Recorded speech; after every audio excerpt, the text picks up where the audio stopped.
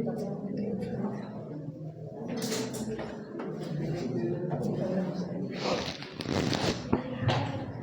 morning. Welcome at the online as well as offline providing portal of PCC Pride Coaching Classes Jaunpur. Myself, your new mentor of physics, Vijay Vishwakarma. Class 12 Foundation Batch, TGT, PGT, IIT, JEE और NEET के प्यारे aspirants, हम लोग ray optics में lens की पूरी history समाप्त कर लिए हैं। केवल एक छोटा क्वेश्चन रुक रहा है, उसको भी मैनुअली आप चाहें तो डील कर सकते हैं। When medium on both side of the lens be different, lens के दोनों तरफ के मीडियम डिफरेंट हो। अब तक क्या था, लेंस को एयर में प्लेस किया गया है, उसकी फोकल लेंथ निकाल लेते थे लेंस मेकर फार्मूले से। लेंथ को लिक्विड में इमर्ज कर दिया गया है, वाटर में डुबो दिया गया है, पेट्रोल में डुबो दिया गया है, ग्लिसरीन में डुबो दिया गया है ना। किसी ट्रांसपेरेंट लिक्विड मीडियम में डुबो देने पर उसका इफेक्ट देखा गया। उस समय होता क्या था, लिक्विड में आप जो इमर्ज कर रहे हैं, लेफ्ट साइड भी लिक्विड है, राइट साइड भी लिक्विड है, दोनों तरफ मीडियम सेम होते थे। एयर में प्लेस किया गया तो लेंस का अपना ग्लास का 3/2 है, बगल में एयर है 1, बगल में एयर है 1। अब डिफरेंट, दोनों तरफ के मीडियम डिफरेंट होने वाले हैं। सबसे अच्छा वाला क्वेश्चन इस पर बनता है, थोड़ा सा टिपिकल होता है, नीट के लिए थोड़ा कम उपयोगी है, आईआईटी के लिए ज़्यादा, लेकिन पढ़ना दोनों लोगों को है। कि हेडिंग डाल लेते हैं, एक बार ऐसे सीख लीजिए रफली, फिर उसके बाद हेडिंग डाल के फिर सिखा देते हैं। जैसे फार्मूला तगड़ा है, तुरंत लिखते लिखते हम लोग जुबान पे हो जाए। ध्यान दीजिएगा, लेंस का अपना कितना होता था, N2 होता था, बगल वाले मीडियम का N1, इधर वाले मीडियम का भी N1 हुआ करता था। आपकी बार N1 ना होकर के नया वाला हो गया N3 लिख दिया। तो आराम से समझिएगा, इधर जैसे मन में अपना बैठा लीजिए, इधर जैसे एयर है, इधर क्या है, वाटर। अपना खाली मन में समझने के लिए, अपनी सुविधा के लिए, ये क्या है, ग्लास, कांच का बना हुआ है। तो सबसे ज़्यादा रिफ्रैक्टिव इंडेक्स किसका, ग्लास, एयर का बहुत कम। सबसे ज़्यादा रिफ्रैक्टिव इंडेक्स ग्लास का, वाटर का थोड़ा सा कम, बहुत ज़्यादा कम नहीं है कि नहीं। तो इसका 1.5, इसका 1.33 होता है। तो करना क्या है, ये N3/V लिख देना है, माइनस इधर वाला N1/U। लेफ्ट हैंड साइड याद हो गया होगा, लेंस का अपना नाम नहीं है, लेंस वाले के रिफ्रैक्टिव इंडेक्स अभी कोई बात नहीं हुआ। अब बड़े वाले में छोटे वाले सब्ट्रैक्ट करिए, N2 माइनस किसको सब्ट्रैक्ट किया, N1 को, बाई R1। देख लीजिए, N2 माइनस N1/R1, और माइनस फिर बड़े वाले में छोटे वाले, बड़ा वाला ये है, छोटा वाला ये, N2 माइनस N3/R2। ये बीच माइनस रहेगा, है ना। अगर ये साइन चेंज करना है तो प्लस कर दीजिए आप, समझ गए। N2 माइनस N1 करेंगे तो बाई R1, फिर N2 माइनस N3 करेंगे तो इधर वाले का रेडियस ऑफ कर्वेचर, इस तरफ का रेडियस ऑफ कर्वेचर R1 है, इधर वाले का रेडियस ऑफ कर्वेचर R2। कितने लोग याद हो गए, जरा ईमानदारी साथ ऊँचा करें, ईमानदारी साथ ऊँचा कीजिए। ठीक, फिर से हम बोल दे रहे हैं, उस मीडियम का तीसरे वाले के N3/V minus N1/U equal to N2 minus N1, और N1 की है तो by R1, minus N2 minus फिर अगले वाले सब्ट्रैक्ट किए माइनस N3, और उस तरफ के क्या है, radius of curvature R2, minus N2 minus N3/R2। चलिए सुनाइए जरा।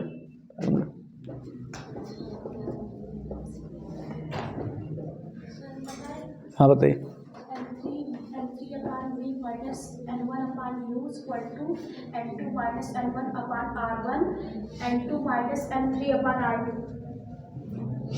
हाँ ठीक है, बीच में साइन भी बोलना है, माइनस का रहेगा। बोलेंगे, बोलिए। बैठिए भाई, थैंक यू, आपका सही है, बोलना है, बैठिए, आप बताइए।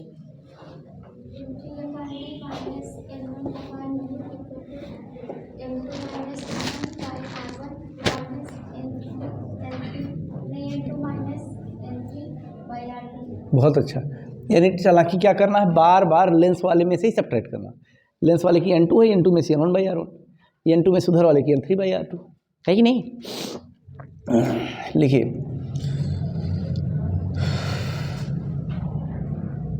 Lens formula when medium on both sides of lens be different.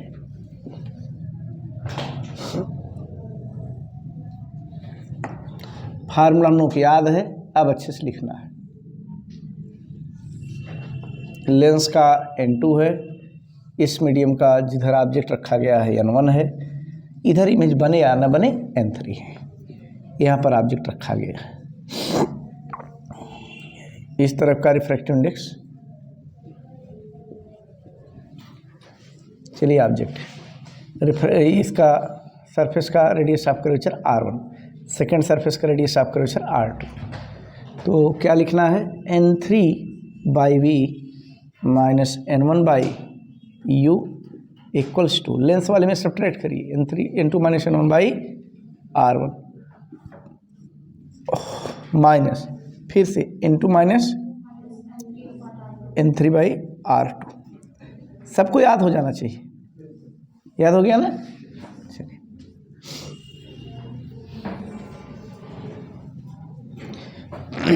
Derivation भी इसका 2-3 लाइन का है। एक बार फर्स्ट सरफेस के लिए लिख लीजिए, एक बार सेकंड सरफेस के लिए, दोनों को ऐड कर लीजिए, हो जाएगा काम। हो गया।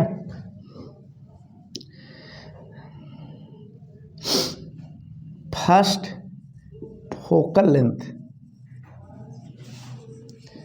फर्स्ट फोकल लेंथ को किस लेटर से, एफ डैश से, या फर्स्ट फोकल लेंथ को किस लेटर से, F1 से रिप्रेजेंट करते हैं। ज़्यादा पॉपुलर सिंबल एफ डैश है।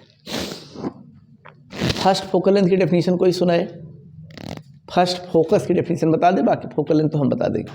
फर्स्ट फोकस क्या है, पोजीशन ऑफ ऑब्जेक्ट है, जिसके लिए इमेज कहाँ बने, इन्फिनिटी पर। और second focus definition position of image है, जिसके लिए ऑब्जेक्ट कहाँ रखा गया हो, इन्फिनिटी। ऐसे आराम से बिना दिमाग पे स्ट्रेस दिए, तब आप अच्छे क्वेश्चन को तोड़ पाएंगे। डेफिनेशन पे अगर एकदम बिल्कुल एकदम नाक भौं बना के एकदम टाइट हो गए, एकदम चिंता में पड़ गए, तब प्रॉब्लम उससे नहीं टूटेंगे, है ना, तो वो दिक्कत पैदा करेगा। फिर से फर्स्ट फोकस डेफिनेशन क्या है, पोजीशन ऑफ ऑब्जेक्ट है, ठीक। यानी व्हेन या इफ वी क्या हो, इन्फिनिटी, देन जो u होगा वही आपके लिए F1 होगा, या F का डैश होगा। पोजीशन ऑफ ऑब्जेक्ट माने u की वैल्यू होती है, ठीक है। इसी में आप वैल्यू फीड करिए,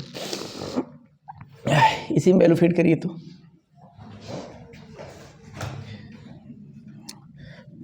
फ्रॉम इक्वेशन 1 में रख के फायदा उठाइए।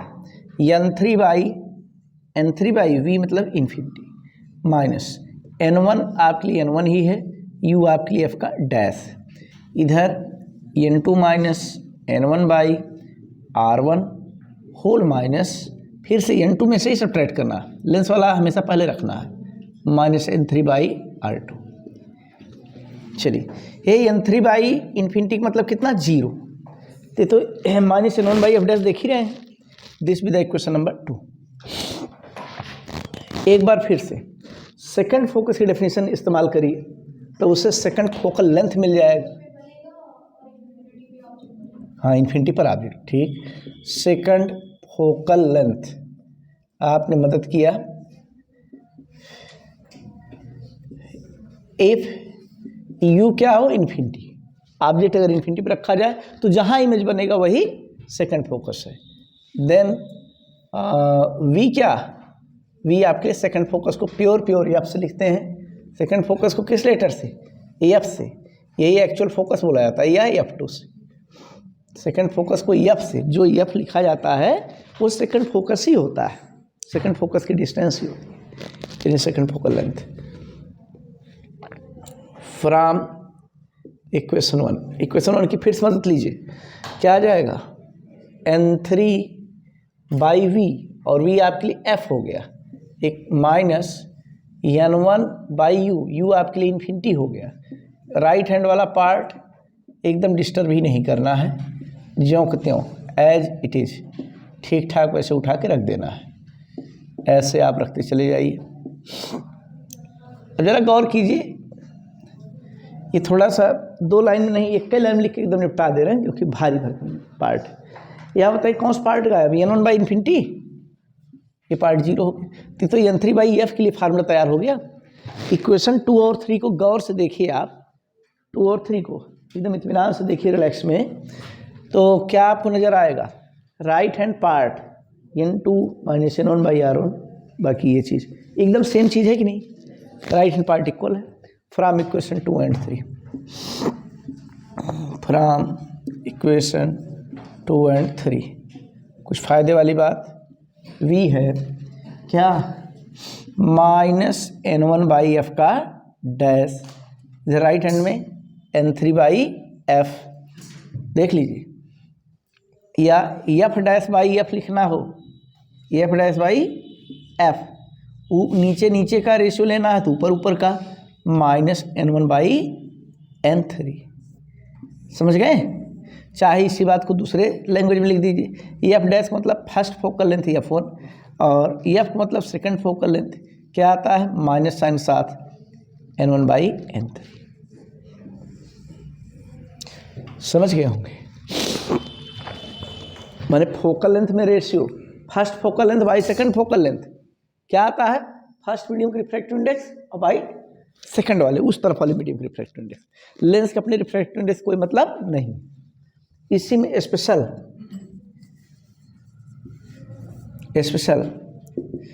If n1 equal to n3 तो क्या होगा? n1 इक्वल टू n3 हो जाए तो इधर 1 आ जाएगा, तो एफ डैश कितना हो जाएगा? माइनस एफ, यानी फर्स्ट फोकल लेंथ और सेकंड फोकल लेंथ की न्यूमेरिक वैल्यू एग्जैक्टली सेम होती है, बस एक लेंस के लेफ्ट साइड लाई करता है, दूसरा राइट साइड, है ना? फर्स्ट फोकल लेंथ और सेकंड फोकल लेंथ की न्यूमेरिक वैल्यू सेम हो जाएगी। लेकिन कब सेम हो जाएगी? जब लेंस के दोनों तरफ के मीडियम सेम हो तब। मीडियम डिफरेंट है तो फर्स्ट फोकल लेंथ और सेकंड फोकल लेंथ का रेशियो फर्स्ट मीडियम और उस तरफ वाले मीडियम के रिफ्रैक्टिव इंडेक्स के रेशियो में आता है, नेगेटिव साइन के साथ। ये सब बड़ी इंपॉर्टेंट चीज़ें हैं।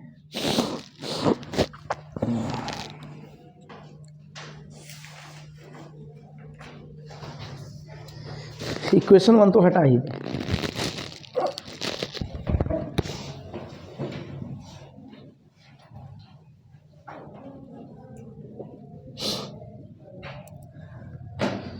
फोकल लेंथ 2 होती है, दोनों इक्वल होते हैं कब? जब लेंस के दोनों साइड के मीडियम का रिफ्रैक्टिव इंडेक्स सेम हो ना, और मीडियम का रिफ्रैक्टिव इंडेक्स सेम नहीं होगा तो इक्वल नहीं होंगे। और साइन निगेटिव क्या शो करता है? अपोजिट साइड होते हैं। दोनों जो फोकस पड़ते हैं, एक लेंस के लेफ्ट साइड होता है, एक लेंस के राइट साइड होता है। कॉन्वेक्स है तो पहले कौन पड़ेगा? फर्स्ट फोकस, बाद में राइट साइड कौन पड़ता है? सेकंड। कॉनकेव है तो पहले सेकंड फोकस, उस तरफ राइट साइड में फर्स्ट फोकस।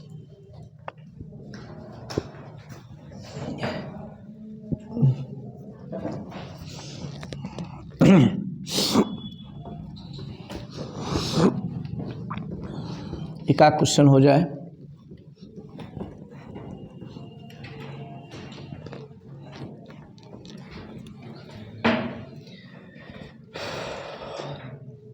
ये एग्जाम्पल करके जरा लिख लीजिए। कौन सा लेंस है?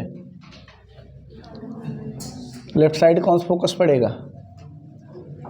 First focus. राइट साइड कौन पड़ेगा?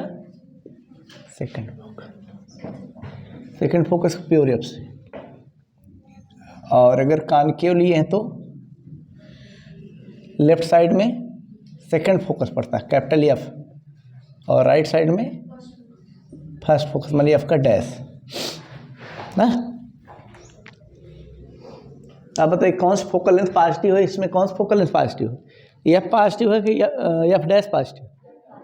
F positive. और इसमें एफ निगेटिव है, एफ डैश पॉजिटिव है। तो हम लोगों का कन्वेंशन क्या बनता है, एफ के लिए ही, माने सेकंड फोकस को ही मेन फोकस समझते हैं। समझ गए? इसमें एफ क्या है, पॉजिटिव, एफ डैश क्या है, नेगेटिव। इसमें क्या है, इसमें एफ क्या है, नेगेटिव, एफ डैश क्या है, एफ डैश इधर पड़ रहा है, ये पॉजिटिव। ठीक, तो कौन किसको मेन समझते हैं, एफ वाले को, है कि नहीं? एफ डैश का लेंस फार्मूला कहीं जिक्र नहीं होता है, उसको इग्नोर कर देते हैं हम लोग। ज़रूरत पड़ने बहुत पूछने पर कुरेद करके स्टीयर किया जाए, आपको अंदर तक छेड़ा जाए, तब आप बताएंगे, नहीं तो एफ से ही काम चला लेते हैं सब। कॉन्वेक्स के लिए फोकल लेंथ पॉजिटिव लेते हैं, इसका मतलब सेकंड फोकस लिखा जाता है। कॉन्केव के लिए फोकल लेंथ नेगेटिव लिखने की आदत है, यानी सेकंड फोकस की ही बात करते हैं।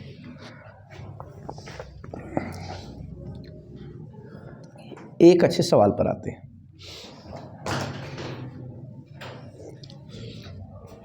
और आप अब लगा सकते हैं, कोई दिक्कत नहीं।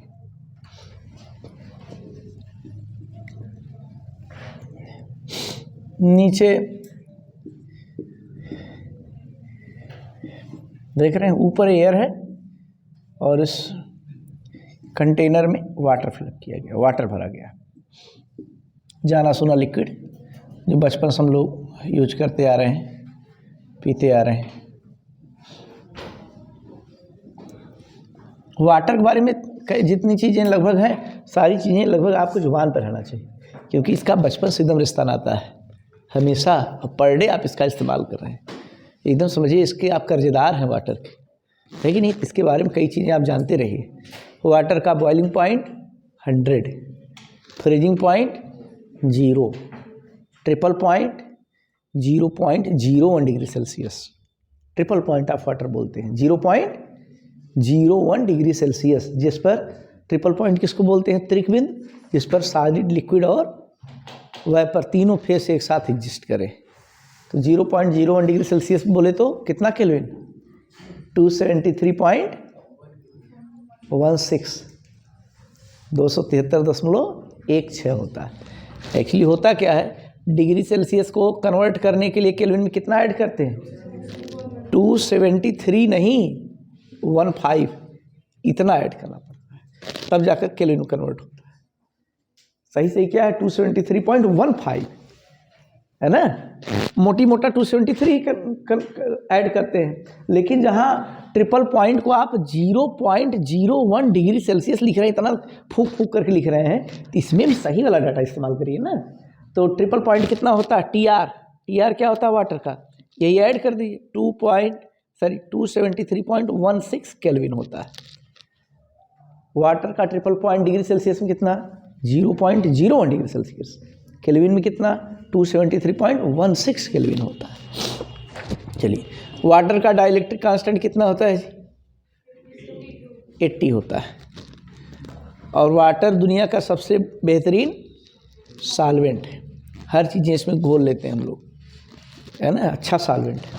दाल वाल पकाना हो तो वाटर में पकाते हैं, कि बड़े घर के हैं कि हम भाई दाल तो और लोग पकाते हैं पानी में, हम पेट्रोल में पकाएंगे, है कि फर्स्ट क्लास तड़का फ्राई सब उसमें हो ही रहा है, मैंने ऑलरेडी, है ना।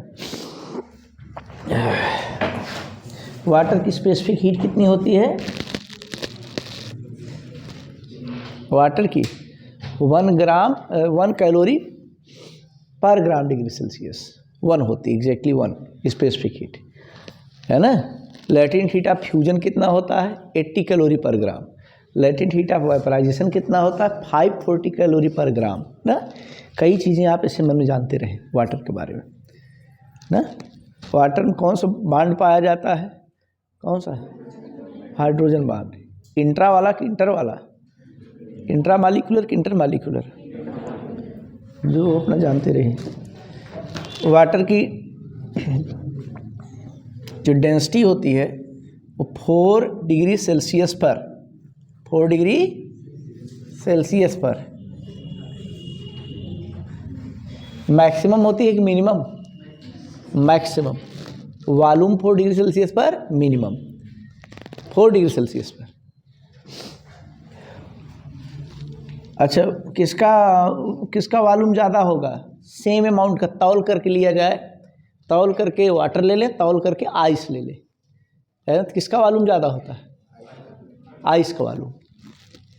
यानी ग्लास में, एक ग्लास में पूरा आइस ले लीजिए, पूरा ग्लास भर करके आइस, बर्फ, ऊपर से फाइल ले लीजिए, एक माल पेपर एकदम घिस करके एकदम माउथ तक एकदम क्लीन कर दीजिए, चिकना कर दीजिए। एक ग्लास पूरी बर्फ भरी है। जब मेल्ट करेगा तो वाटर का वॉल्यूम इंक्रीज करेगा, डिक्रीज? डिक्रीज करेगा, क्योंकि आपने पता है आइस वाला ज़्यादा होता है। जब वाटर में कन्वर्ट होगा, ऐसे नॉर्मल टेबल पर धीरे धीरे एटमॉस्फेयर से हीट लेकर अपने आप को पिघला लेगा, मेल्ट करा लेगा। हाँ, मात्रा बराबर है, वजन है ना, तौल बराबर है, वॉल्यूम नहीं। जैसे कुछ लोग खा पी कर पता लगा देखने में खूब हैवी लगते हैं, लेकिन तौला जाते हैं 55 किलो के हैं। समझ रहे नहीं? डेंसिटी डिपेंड करती है। दिखने में, जो दिखने में अपीयरेंस होता है वो वॉल्यूम की चर्चा हो रही है, और जो एग्जैक्ट तौल है वो मास बता रहे हैं। सेम मास लिया जाए, है ना, सेम मास लिया जाए, किसका वॉल्यूम ज़्यादा? आइस का। यानी ग्लास भर करके अगर आइस है तो उसको मेल्ट कराया जाए तो उसका वॉल्यूम इंक्रीज कि डिक्रीज? डिक्रीज करे। क्यों डिक्रीज किया? क्यों डिक्रीज किया?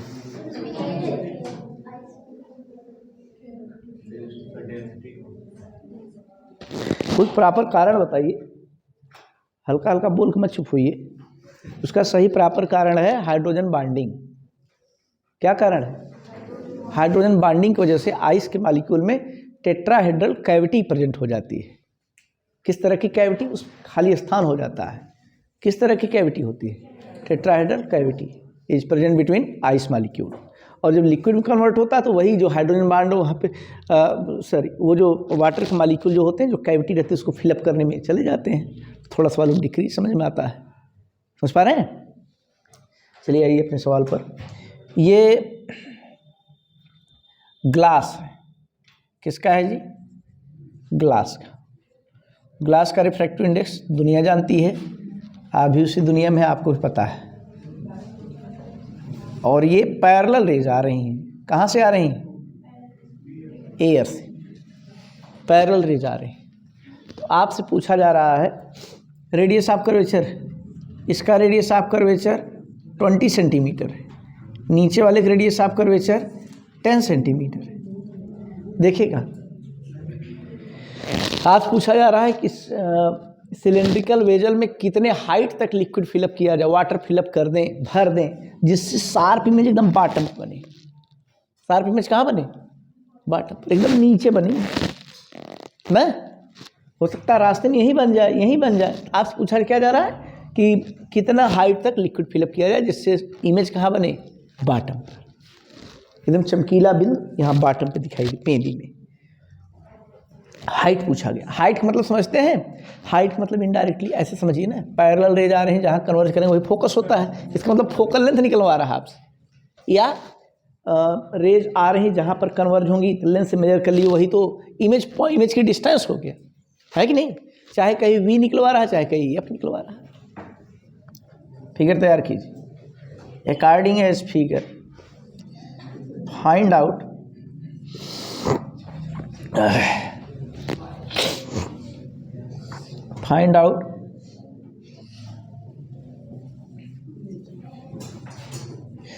height of water inside vessel, माने वही बर्तन, पार्ट इनसाइड वेजल, ताकि क्या हो जाए? So that sharp image form at the bottom of part. Option कहिए तो बना दें, ऑप्शन बना दें। 15 सेंटीमीटर, 32 सेंटीमीटर, सी वाला ऑप्शन, सी वाला ऑप्शन 60 सेंटीमीटर, डी वाला ऑप्शन। कोई मनभावन नया वाला आंसर जो आप बनाएंगे, नन आप दीजिए, इनमें से कोई नहीं।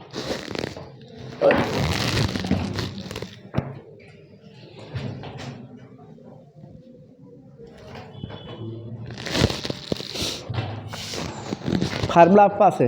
बताइए N1 कितना है 1, N2 कितना है लेंस का 3/2, N3 कितना है इस तरफ मीडियम का 4/2, R1 20 है, R2 10 है। फटाफट रख दीजिए, काम हो जाए। यानी V निकालना है आपको। U कितना है पैरेलल आ रही तो, और V पूछा गया मैंने वही हाइट।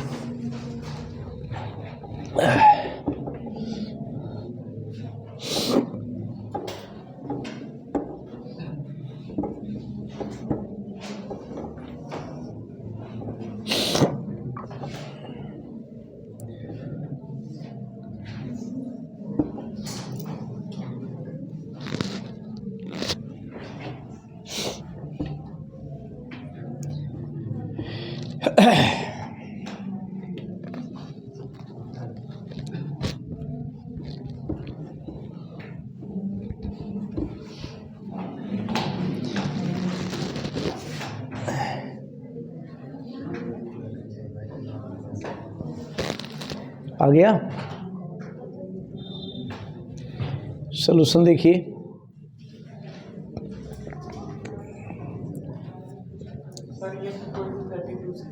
सी वाला ऑप्शन, बी वाला, एक आंसर आ गया भाई 32 सेंटीमीटर।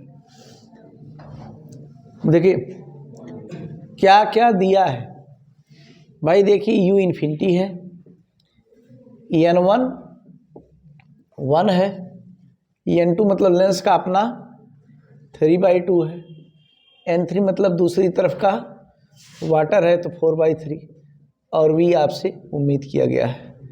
R1 +20 है, +20 सेंटीमीटर, और R2 ध्यान देने की बात है -9 सेंटीमीटर, क्योंकि इंसिडेंट रे किधर से आ रही हैं, ऊपर से आ रही हैं, और इसका पोल इधर पड़ेगा E की तरफ मेजर करें पॉजिटिव है, लेकिन इसका वाला नेगेटिव।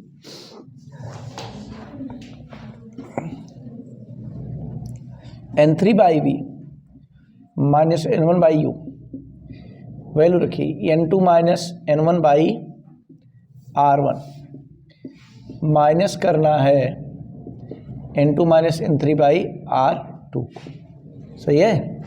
N3 आपके लिए 4/3 है, और V को रहने दीजिए। N1 आपके लिए 1 है, और U आपके लिए इन्फिनिटी है। आराम आराम से रखिए ऐसे।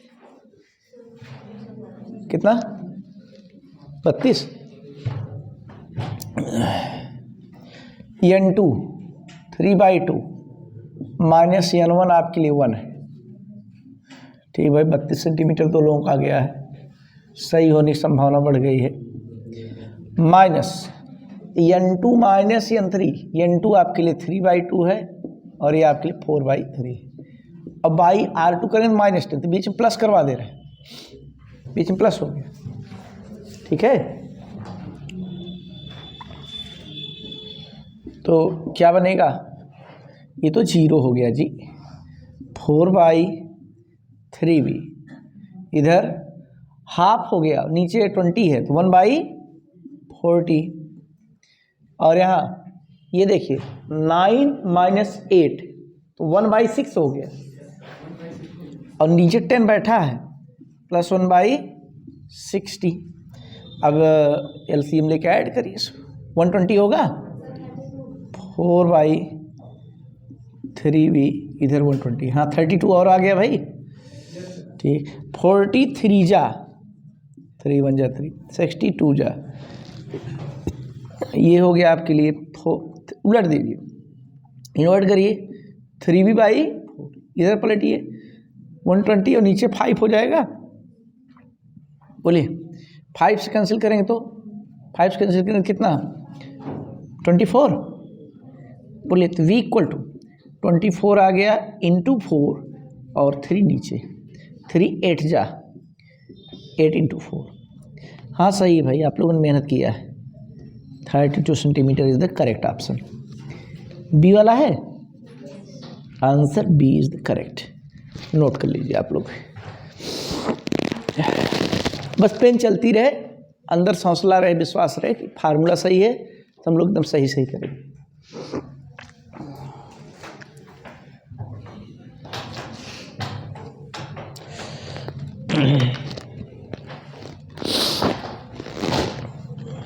अब इससे बड़े क्वेश्चन किसी बुक में भी नहीं है, हमारे पास भी नहीं है ना।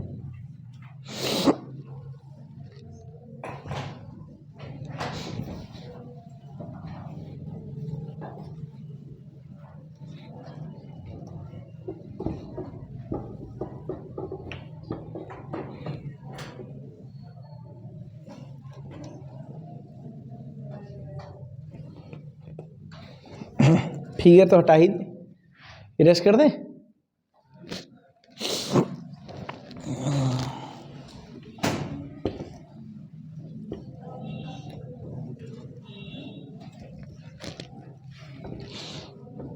चलिए अब नई चीज सीखते हैं।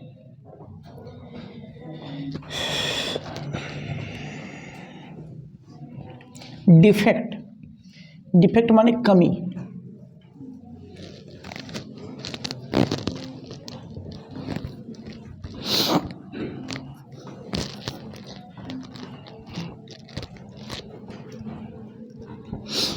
अच्छा कोई ये बताए, कॉन्वेक्स लेंस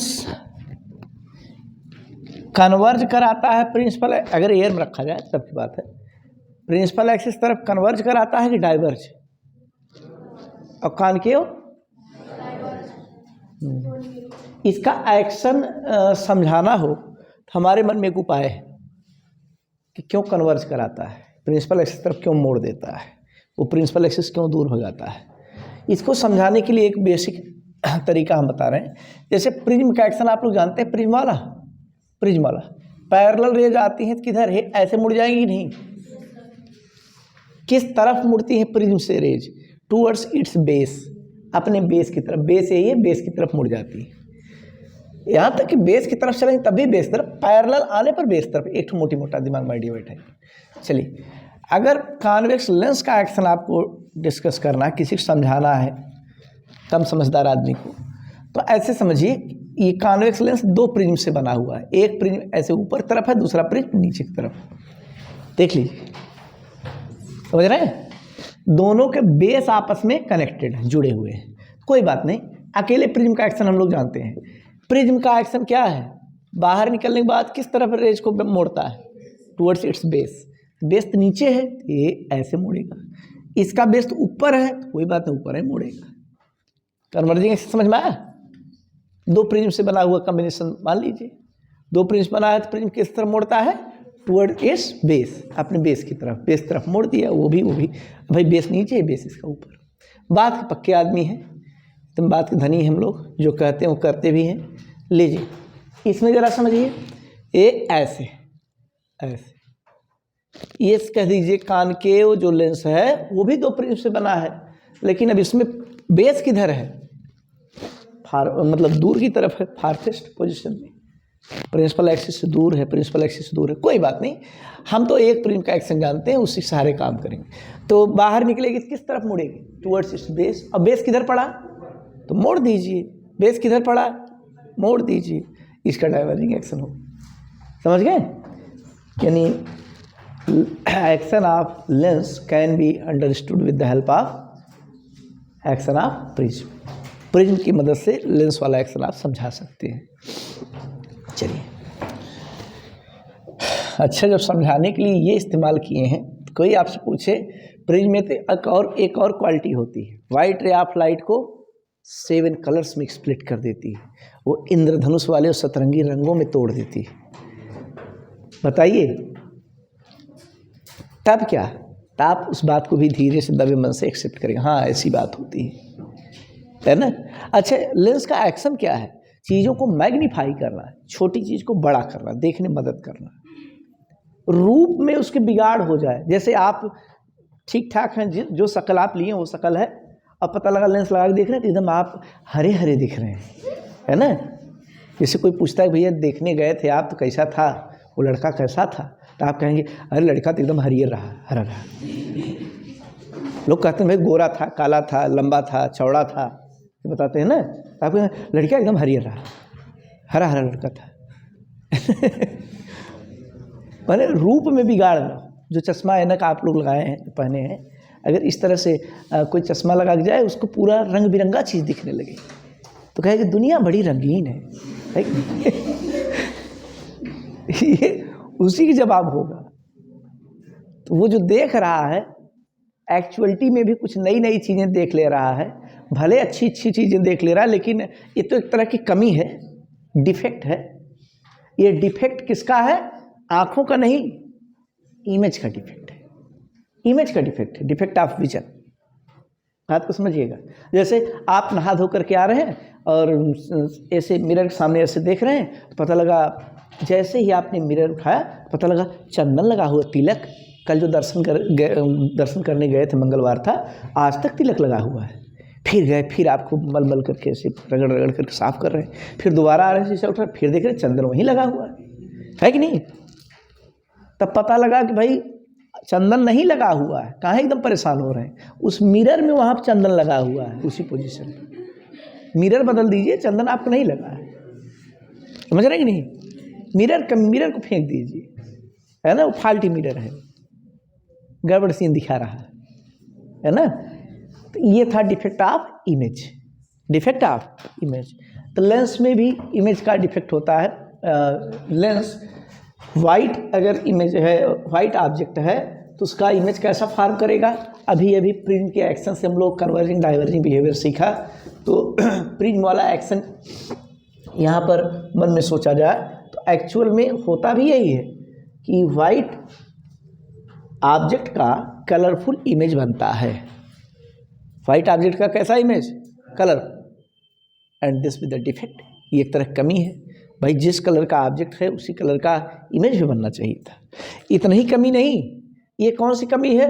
वाइट ऑब्जेक्ट का कलरफुल इमेज बनने वाली कमी कौन सी है? डिफेक्ट को नए वर्ड में लैटिन एबरेशन बोलते हैं। क्या बोलते हैं? एबरेशन। तो कौन सी कमी है? कलर वाली कमी, कलरफुल कर दे रहा है। कलर को लैटिन बोलते हैं क्रोम। क्या बोलते हैं? ये किस तरह का एबरेशन है, किस तरह का डिफेक्ट है? Chromatic aberration. कौन सा? क्रोमैटिक एबरेशन है। क्रोमैटिक एबरेशन को भी फर्दर कैटेगराइज करते हैं। वो जैसे ये प्रिंसिपल एक्सिस के पैरेलल रेज आए, प्रिंसिपल एक्सिस के पैरेलल, तो वो कहाँ कन्वर्ज करनी चाहिए? फोकस पर। कहाँ कन्वर्ज करनी चाहिए? फोकस पर। लेकिन होता क्या है कि फोकस कोई एक पर्टिकुलर पॉइंट होना चाहिए, यहाँ पर एक पॉइंट पे नहीं कन्वर्जेंस होता, कुछ दूर तक कन्वर्जेंस होता है, कुछ दूर तक कन्वर्जेंस होता है। सच्चाई है, अब सच्चाई पीछे पड़े हैं। पहले वैसे ही थियरेटिकल केवल पढ़ते थे, सच्ची बात है कि भाई लेंस में ये कमियां हैं। यानी एक सिंगल कोई ऑब्जेक्ट हो, उसका इमेज कितनी जगह बनाएगा? मल्टीपल पोजीशन पर, कई जगह उसका ऑब्जेक्ट इमेज बनेगा, कई जगह बनेगा। एक्सिस के अलोंग जो इमेज की लेंथ आ रही है, दिस विद लॉन्गिट्यूडनल एबरेशन। क्या बोलते हैं? लॉन्गिट्यूड। और प्रिंसिपल एक्सिस पर कोई ऑब्जेक्ट आपने खड़ा किया तो उसका इमेज कैसा बनेगा? इमेज कलरफुल बनेगा। एक पोजीशन में, डिफरेंट पोजीशन बनेगा। और जब डिफरेंट पोजीशन बनेगा यानी वी की वैल्यू अलग अलग होगी, तो जिसके लिए वी की वैल्यू हायर होगी उसका मैग्निफिकेशन ज़्यादा होगा। मैग्निफिकेशन क्या होता है? वी बाई यू होता है ना। ऑब्जेक्ट तो एक ही जगह रखें आप, लेकिन वी इमेज पोजीशन दो जगह बन रही है, तो किसका मैग्निफिकेशन ज़्यादा होगा? कौन ज़्यादा बड़ा बनेगा? जो दूर बनेगा। एक छोटा बनता है, एक बड़ा बनता है। इनकी साइज में भी डिफरेंस होता है। इनकी साइज में जो डिफरेंस होता है that is the lateral aberration. Axis पर दो जगह बना, ये वाले जो दो पोजीशन बन रहा है, ये क्या है? Longitudinal aberration. एक्सिस पर डिफरेंट पोजीशन में बनना, लॉन्गिट्यूडनल। साइज का बड़ा छोटा होना, लैटरल एबरेशन। वाइट का कलरफुल बनना, क्रोमैटिक एबरेशन। देख रहे हैं नहीं? तो एबरेशन यही हम लोग सीखने चल रहे हैं। अब एबरेशन सीखेंगे, फिर एबरेशन को दूर करने का उपाय देखा जाएगा, कैसे दूर होता है। हेडिंग डालते हैं। आज सीख रहे हैं डिफेक्ट ऑफ इमेज, कल सीखा जाएगा डिफेक्ट ऑफ विजन, आंखों की कमी, जिसमें मायोपिया और हाइपरमेट्रोपिया सीखना है। निकट दृष्टि दोष और दूर दृष्टि दोष।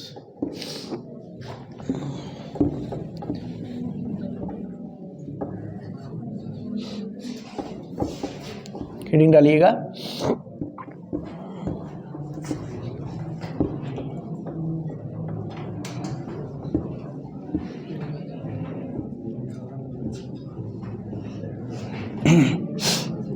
डिफरेंट पोजीशन बनना कौन सा डिफेक्ट है, कौन सा डिफेक्ट है या कौन सा वेरिएशन? डिफरेंट पोजीशन बनना, जगह जगह बनना, लॉन्गिट्यूड। डिफरेंट साइज का बनना कौन सा है? लैटरल। वाइट का कलरफुल बनना कौन सा है? क्रोमैटिक। रीडिंग डालिएगा, डिफेक्ट ऑफ इमेज, इसका नाम क्या है? एबेरेशन।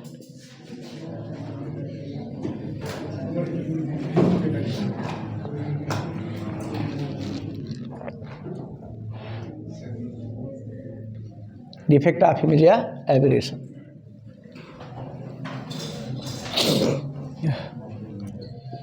लिख लीजिए, formation of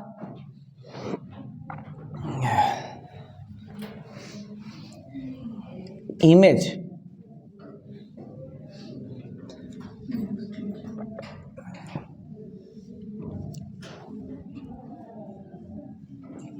of an white object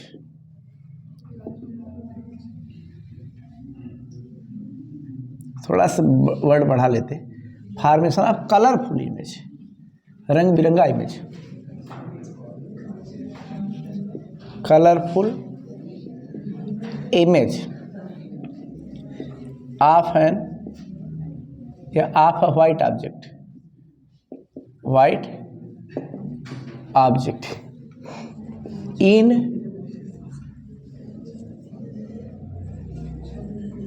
different positions and of या and having या having क्यों लिखते हैं, कॉमा लगा के, having different size।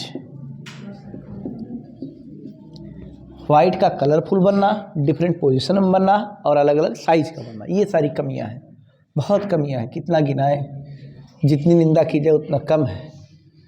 Known as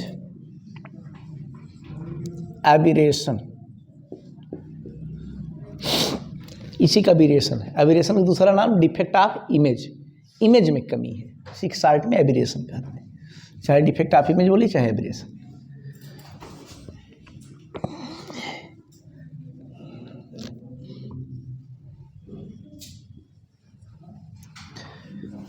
chromatic aberration,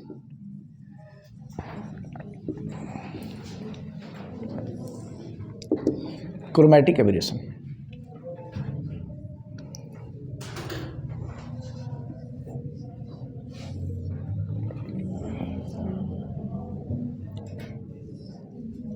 ये ऑब्जेक्ट है,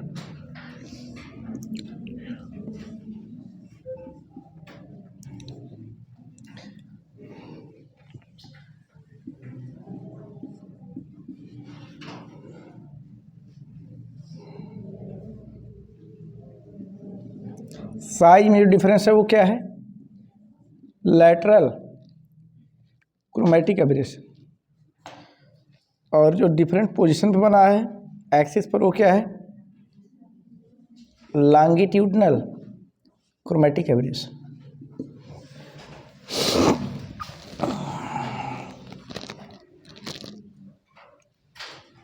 देख रहे हैं?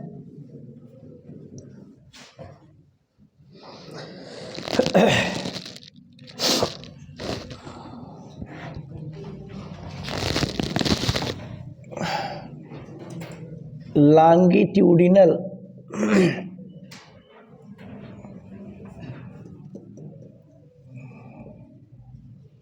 क्रोमैटिक एबेरेशन, शार्ट में इसको LCA बोल दे रहे हैं, LCA लॉन्गिट्यूडनल क्रोमैटिक एबेरेशन। यही मेन, यही तो पूछा जाता है कि वो लॉन्गिट्यूडनल वाला है।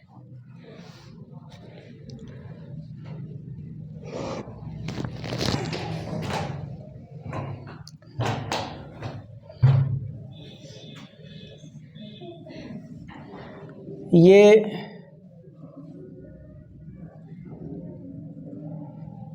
प्रिंसिपल एक्सिस बना दिया हमने। प्रिंसिपल एक्सिस के पैरेलल जो रेज आएंगी उनकी कन्वर्जिंग कहाँ होनी चाहिए? फोकस पर। लेकिन फोकस भी यहाँ कई मिलते हैं, फोकस भी यहाँ कई मिलते हैं, डबल हेडेड।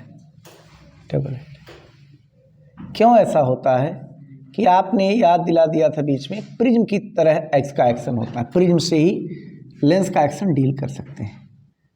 अब आप बताइए, तो जगह जगह कन्वर्जेंस होने का क्या मीनिंग है? जगह जगह जो मुड़ रही है रेज, ऐसा क्यों हो रहा है? एक ही जगह सभी रेज क्यों नहीं मुड़ी? तो आप बताएंगे focal length depends on frequency. Focal length किस पर डिपेंड करता है? रिफ्रैक्टिव इंडेक्स पर। लेंस मेकर फार्मूले से एफ का रिलेशन किसके साथ है? एन के साथ। और एन किस पर डिपेंड करता है? कलर पर, अकॉर्डिंग एज काची जी refraction formula. N equal to क्या होता है? A plus B by lambda का स्क्वायर। बोले यानी कुल मिलाकर फोकल लेंथ भी कलर पर डिपेंड करता है। कौन पहले कन्वर्ज हो जाएगा? वायलेट। कौन बाद में कन्वर्ज हो जाएगा? नहीं, रेड वाला पहले कन्वर्ज होगा, F P minus F R. R वाला, रेड वाला बाद में। ये रेड कलर के लिए है, ये वायलेट कलर के लिए। अगर फोकस लिख रहे हैं तो इसको क्या लिखे? कैपिटल एफ और वी। इसको क्या लिखे? कैपिटल एफ और आर। काज ऑफ एब्रेशन क्या है? Focal length depend on colour. सौ में सीधी एक बात, फोकल लेंथ किस पर डिपेंड करता है? कलर पर। ये कैसी जानकारी हुई? ये जानकारी ऐसी हुई, फोकल लेंथ एन पर डिपेंड करता है और एन वेवलेंथ पर डिपेंड करता है। तो कुल मिलाकर वेवलेंथ पर फोकल लेंथ भी डिपेंड किया। वही सीधी सी बात। काज क्या है? कारण। फोकल लेंथ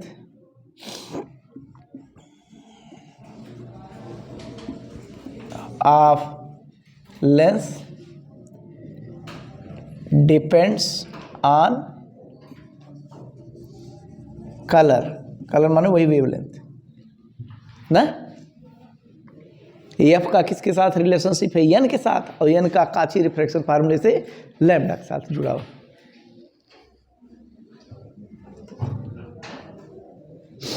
तो कौन पहले कन्वर्ज होता है? ज़्यादा डेविएशन किसका होता है प्रिज्म के अंदर? वायलेट का। तो वायलेट वाला ज़्यादा डेविएट कर गया, जल्दी से मुड़ गया। रेड वाला थोड़ा लेट मुड़ा है। आगे आप बताइए, ये पैरेलल रेज आती है तो फोकस होता है। ये आपके लिए क्या है? ये एफ है, फोकल लेंथ हो गया। ये क्या है? ये भी आपके लिए फोकल लेंथ ही है, फोकल लेंथ ही है। ये भी एफ है। तो ज़रा नोटेशन और क्लियर करिए। ये रेड की फोकल लेंथ है, ये वायलेट की। तो कौन ग्रेटर है? एफ आर ग्रेटर है कि एफ वी? तो एल सी ए जो होता है, लॉन्गिट्यूडनल क्रोमेटिक एब्रेशन जो होता है, F R minus F V होता है। एफ आर माइनस, रेड की फोकल लेंथ ज़्यादा ही होती है, वायलेट की कम होती है। दोनों डिफरेंस लेंगे तो वही लॉन्गिट्यूडनल क्रोमेटिक एब्रेशन आ जाता है। कैलकुलस अप्रोच में नाम किसका पहला आता है? वी का आता है पहले कि रेड का? विबिग्योर में वी का, रेड के बाद में। तो जो डिफरेंस लिया जा रहा है, डिफरेंस को नेगेटिव साइन से लिख देते हैं ऐसे। ये एक्चुअल फार्मूला है। अगर पैरेलल रेज न आए, कोई ऑब्जेक्ट रखा रहे, तब क्या? तब इसको कहेंगे वी आर, इसको कहेंगे वी वी। समझ पा रहे हैं? Position of red, position of violet के लिए। अभी तो पैरेलल आ रही थी, फोकस बोल दिया ना। चलिए, in general longitudinal chromatic abrasion का क्या फार्मूला? Minus D F. ये होता है, ये कैलकुलस अप्रोच वाला। पैरेलल रेज आने पर ये लिखते हैं, पैरेलल रेज ना हो तो ऐसे लिखेंगे।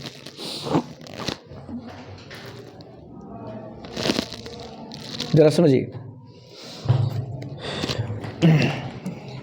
We know, lens maker formula उठाइए। Lens maker formula 1/f equal to n minus 1 into 1/r1 minus 1/, ऐसा होता है। तो यहाँ से डिफरेंशिएट करिए, डिफरेंशिएटिंग एबव वी है। और डिफरेंशिएशन किसके रिस्पेक्ट में? कंप्लीट, अपना अपना, अपने के रिस्पेक्ट में। ये एक्स का डिफरेंशिएशन क्या होता है, एक्स के ही रिस्पेक्ट में, जल्दी बोलिए। 1 एक्स पावर 5 का क्या होता है, 5x पावर 4। तब तो आप लोग जानकार हैं भाई, काफ़ी तेज तर्राक है। अच्छा चलिए और हो जाए, 1/x का क्या होता है, हाँ ये सुनना चाहते थे, 1/x का माइनस 1/x। 1/x पावर 4 का क्या होता है, minus 4/x power 5। 1/x power 6 क्या होता है, माइनस 6/x पावर 7 ना। चलिए हो गया, नहीं जानते थे तो दिमाग खुल गया। टफ नहीं है, बस अभ्यास में नहीं था। जैसे अभी आपसे टेबल कह दिया जाए पढ़ने के लिए, पहाड़ा, चलिए 6 के पहाड़ा आप पढ़िए, 6 वाला पढ़ डालेंगे। कहा जाए उल्टा पढ़िए, उल्टा पढ़ते समय जुबान आपकी लुढ़क जाएगी, उलट जाएंगे आप भी, है कि नहीं। पढ़ते पढ़ते उलट जाएंगे, पता लगा आप गिर गए एकदम बेहोश, है ना। अभ्यास में नहीं, रूटीन में नहीं, पढ़ लेंगे लेकिन दिमाग में जोर पड़ेगा, जोर डालेंगे। बार बार ऐसे गाटर पटिया गिनेंगे, बार बार ऐसे आकाश तरफ देखेंगे, है ना।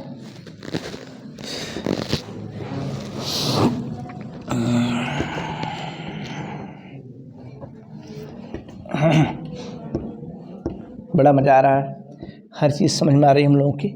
नई चीज़ें हैं, टिपिकल चीज़ें, फिर भी समझ ले रहे हैं, दिमाग हम लोग सही है।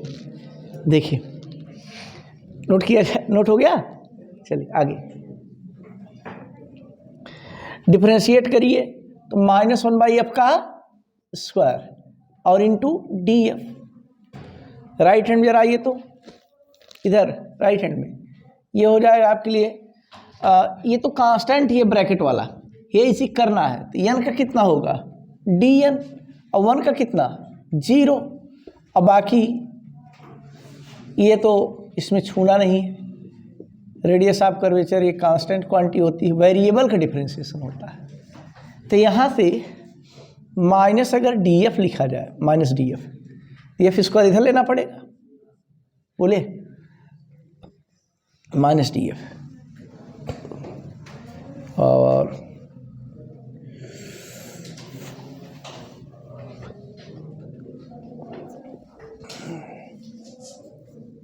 चलिए माइनस DF/F स्क्वायर लिख दे रहे हैं, इधर dn into 1/r1 minus 1/r2, ये चलेगा।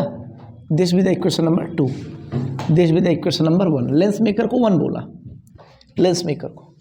अब हम डिवीजन लेने चल रहे हैं, फ्रॉम इक्वेशन 2 को ऊपर रखना है, फ्रॉम इक्वेशन 2/1 v है।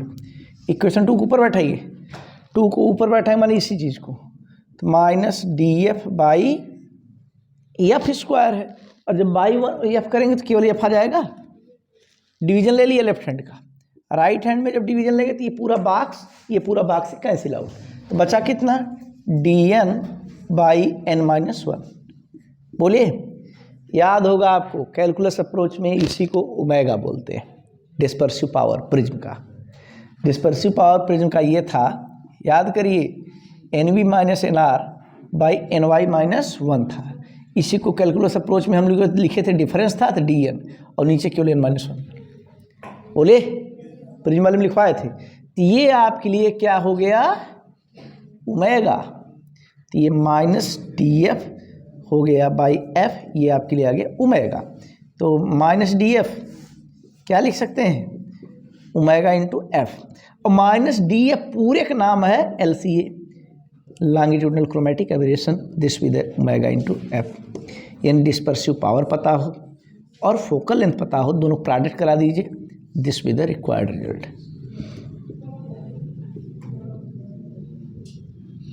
और कोई अगर पूछे फोकल लेंथ किसका, वायलेट का कि रेड का, न उसका न उसका, मीन फोकल लेंथ, यानी किसका, येलो का। या longitudinal chromatic aberration clear cut बताइए, तो ओमेगा इंटू FY होता है येलो का, ठीक है। अकेला F लिखने का मतलब किसका F, क्योंकि F भी तो कलर पे डिपेंड कर रहा है ना, वायलेट का कि रेड का, किसी का नहीं, येलो का, वायलेट रेड का नहीं, येलो का, पीले रंग का। ये फार्मूला हो गया।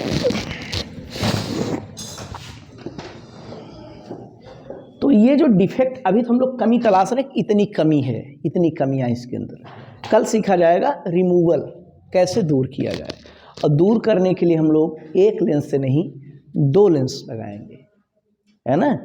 और 2 लेंस लगा करके अगर क्रोमेटिक एब्रेशन आपने दूर कर लिया, ऐसे 2 लेंस के कॉम्बिनेशन को बोलेंगे अक्रोमेटिक डबलेट। क्या नाम देंगे? Achromatic doublet. कल का इंपॉर्टेंट टॉपिक होगा formation of achromatic doublet. Achromatic doublet का निर्माण करेंगे हम लोग कल। समय समाप्त हुआ, बातें पूरी हुई। कल का लेक्चर थोड़ा और इम्पॉर्टेंट होना है। आज काफ़ी लंबे समय तक हम लोग जुड़े रहे, काफ़ी कीमती चीज़ें हम लोग कलेक्ट किए। लंबे समय तक बने रहने के लिए, पूरी बात सीखने समझने के लिए आप सबको धन्यवाद। Thank you so much.